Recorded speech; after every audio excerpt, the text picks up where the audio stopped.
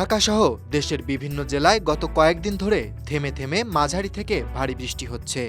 তবে আশানুরূপ স্বস্তি মিলছে না, বরং গরমের অনুভূতি থেকে যাচ্ছে আগের মতোই।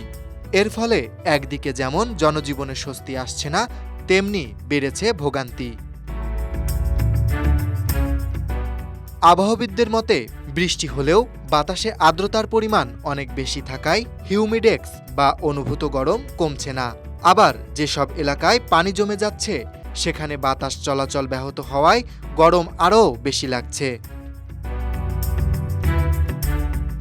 বৃষ্টির সময় ও পরপরই বাতাসে জলীয় বাষ্প বা আর্দ্রতার পরিমাণ অনেক বেড়ে যায়। এই আর্দ্রতা ঘাম শুকাতে দেয় না, ফলে শরীর স্বাভাবিকভাবে ঠান্ডা হতে পারে না। এতে করে মানুষের কাছে গরম অনেক বেশি মনে হয়, যাকে বলে হিট ইনডেক্স বা অনুভূত তাপমাত্রা। ঢাকা, চট্টগ্রাম, খুলনা, বরিশাল, রাজশাহী সহ বিভিন্ন অঞ্চলে দিনের তাপমাত্রা থাকছে ৩১ থেকে ৩৪ ডিগ্রি সেলসিয়াসের মধ্যে। তবে আর্দ্রতার কারণে শরীরে তাপমাত্রা ৪০ ডিগ্রির কাছাকাছি মনে হচ্ছে। বিশেষ করে যারা বাইরে কাজ করেন তাদের জন্য পরিস্থিতি আরও কষ্টকর।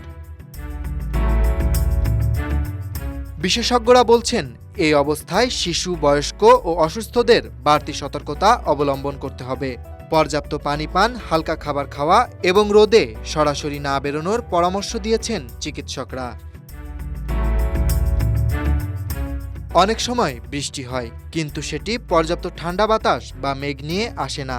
আবার বৃষ্টি হয় থেমে থেমে, আকাশ পুরোপুরি মেঘাচ্ছন্ন না থাকায় সূর্যের তাপ ঠিকই পৌঁছায়।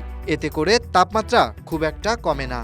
আগামী কয়েকদিন বৃষ্টি আরও বাড়তে পারে বলে জানিয়েছে আবহাওয়া অধিদপ্তর। তবে গরম থেকে মুক্তি মিলবে কিনা সেটা এখনও নিশ্চিত করে বলা যাচ্ছে না।